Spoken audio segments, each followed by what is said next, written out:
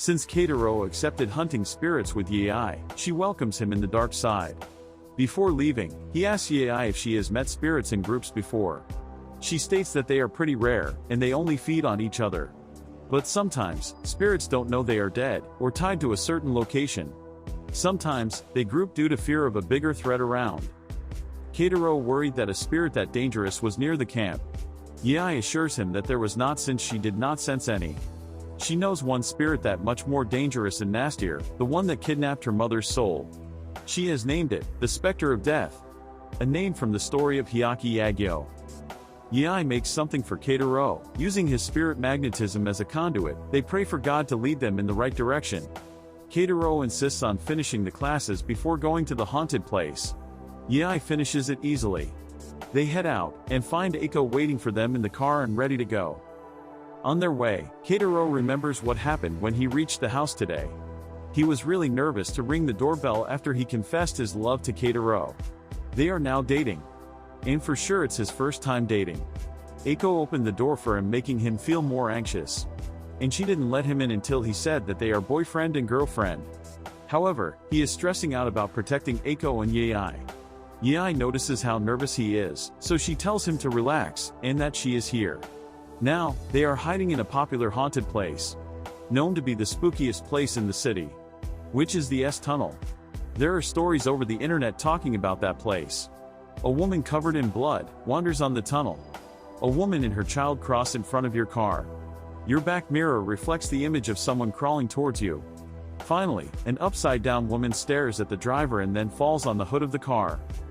Keitaro is close to wetting his pants, while cold-blooded Eiko and Yai are excited about it. Eiko even was in the mood to grab a camera to film it. They walk in the tunnel but nothing shows up.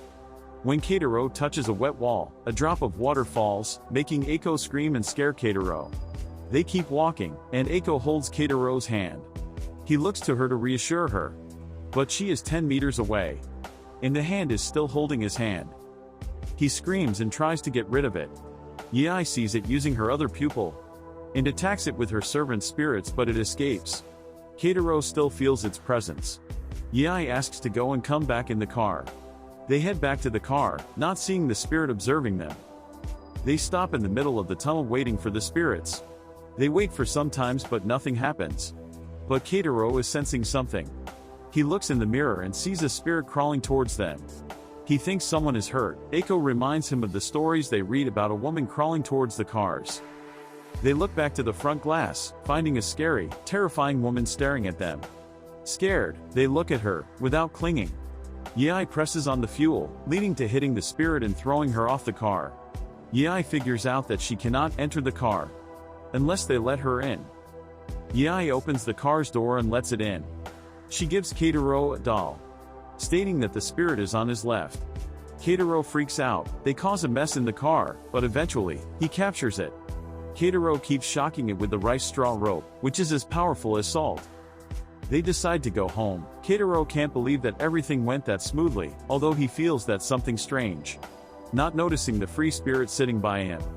They drive him home, and the spirit follows him. Follows him to the bathroom when he takes a shower.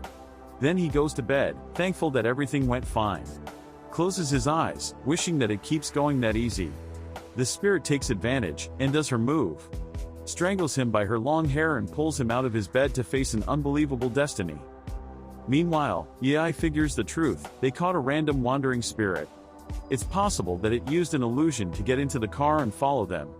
Yai immediately asked to head to Keitaro's house, expecting that he would be in danger. Keitaro's mother becomes angry with the midnight visitors until she sees it's Eiko. Yai lies to Keitaro's mother, saying that he left his phone with them, and they are bringing it for him. She thanks them for coming that late and invites them inside. Yai heads to his room and enters it with caution. She sees the spirit standing in the room. The spirit hair comes down from the ceiling, captures Yai, and pulls her. Yai already knew that the one standing in the room was an illusion, just like she did in the car. Yai was ready for it this time. She manages to escape from the spirit hair, climbs her long hair, and cuts a part of it off. Then she uses it to strangle the spirit and knocks her down. Yai suffocates the spirit and orders it to let go of Keitaro. Yai torches the spirit, making her free Keitaro. Yi makes her then suffer for what she did to Keitaro. The next day, Keitaro sits along with Yi and Eiko and tells them he had a weird nightmare about a woman with long hair dragging him away, probably because of the tunnel adventure. Yi tells him that it actually happened and shows him the spirit she caught. Keitaro is in absolute shock of it. He wanted to help them, but he ended it overwhelming them. Yi states that he is not, since he is around. She has caught many more spirits. Everyone has his own work in the team, and he has been doing his part perfectly, as a decoy, the best chicken decoy. That night, when Keitaro is about to leave, Yi asks to check his backpack. They open it and find the spirit that possesses a doll, trying to escape. It looks like a spirit is going to get badly punished. Keitaro leaves. Heading home, he gets a call from the tutoring center, informing him that he got a new student. Next day he waits for her. When she shows up he figures out she is a Gyaru. She runs towards him, making her stumble, and her gum stuck to her hair. They sit together in a cafe. He notices her lenses are star-shaped. While she is only talking about fashion and makeup. She orders ice cream, and he orders mini donuts. Keitaro does not get why they meet in a cafe. She finds it hard to focus at home. He introduces himself and she does too. She is Ikumio, first-year high schooler. She talks to him in an informal way, making Keitaro feels weird about it. She looks craving his mini donuts, so he plans to take advantage of it.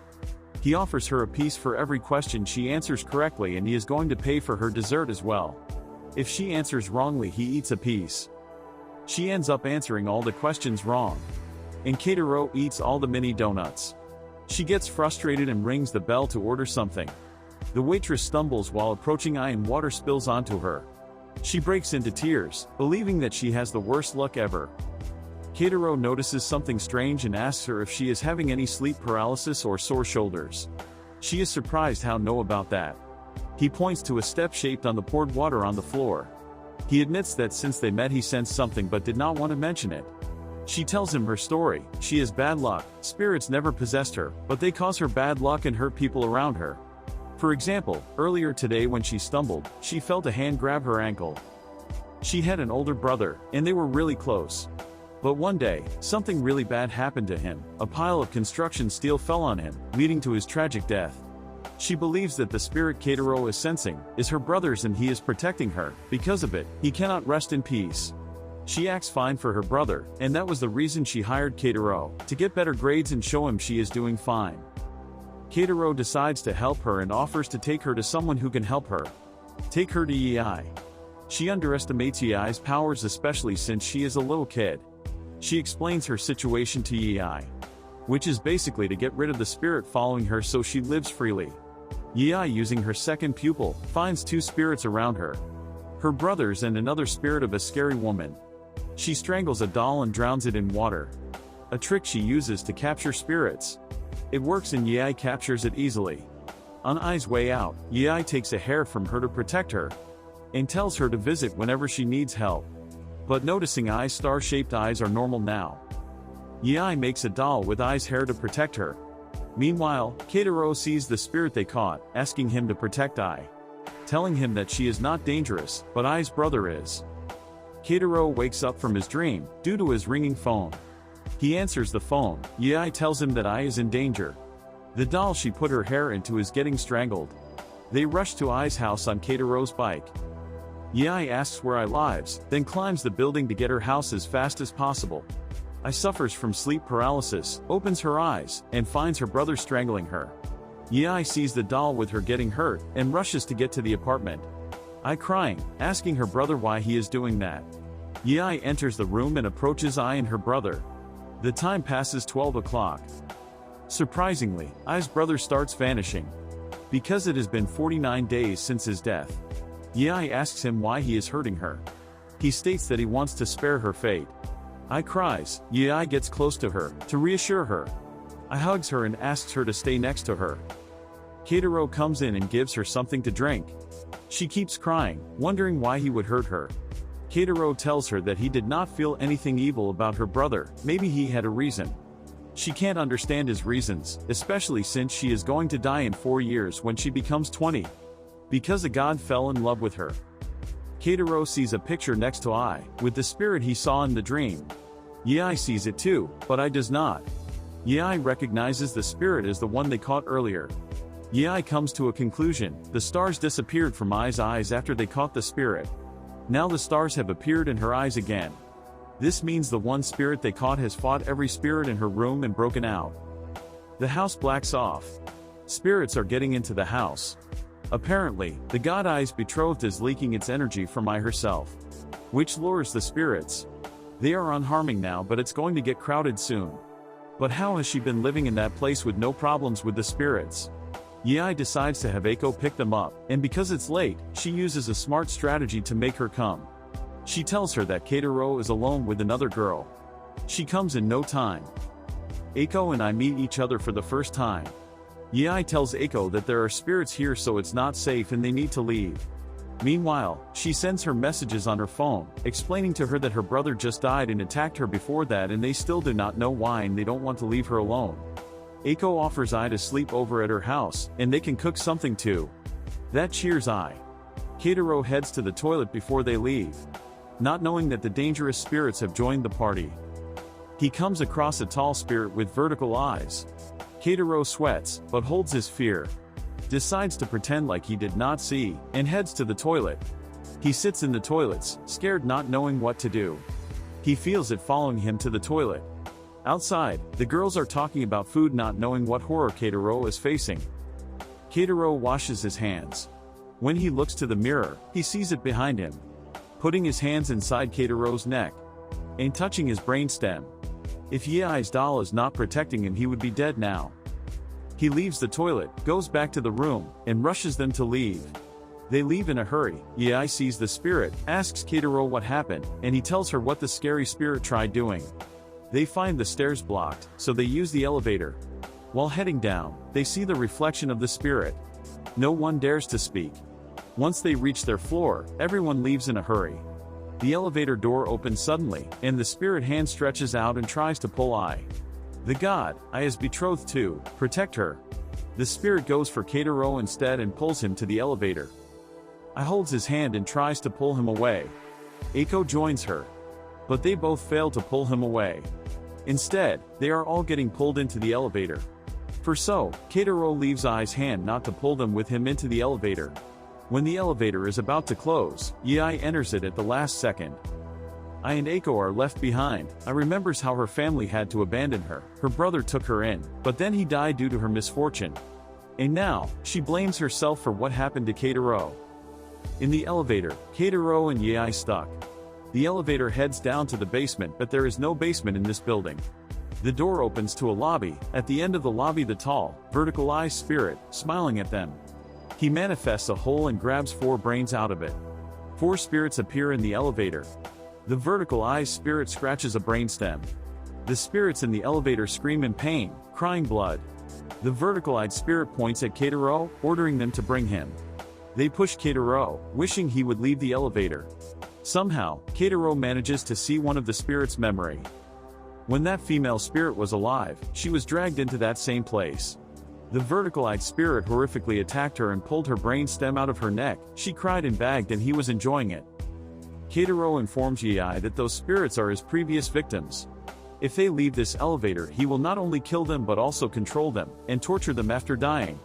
Yi plans to make the vertical-eyed spirit come to them. She will use a powerful spirit possessing the doll to finish him.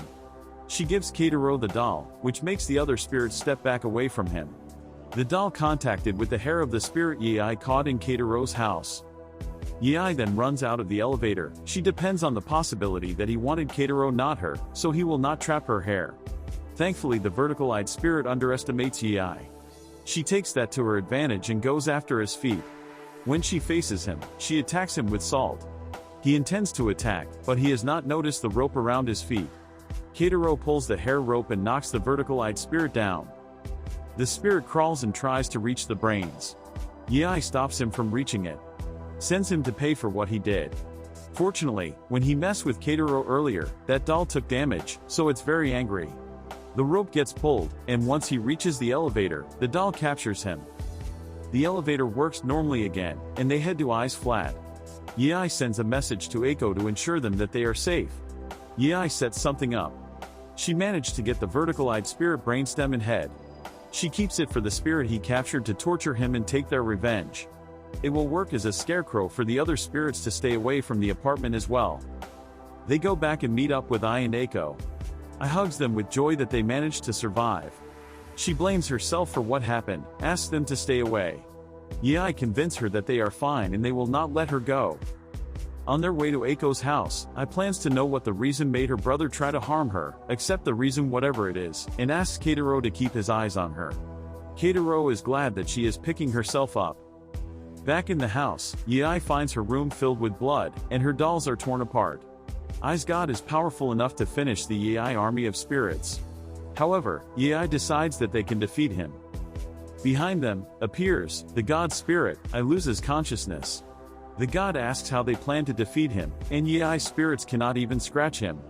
Yai declares that those are only preschoolers, her graduates are elsewhere, and that she does not even need them to beat him up. Keitaro threatens him of even laying a finger on his students. The dolls in the room shake, not in fear, but in anger, and in need of revenge. Yai promises to prepare him throne, from which she can serve them all. Is Yai powerful enough to defeat him? Subscribe to the channel so as not to miss the next videos. More amazing recaps are sorted in the playlist section. Like if you want us to recap the next episodes of this anime. See you in the next one.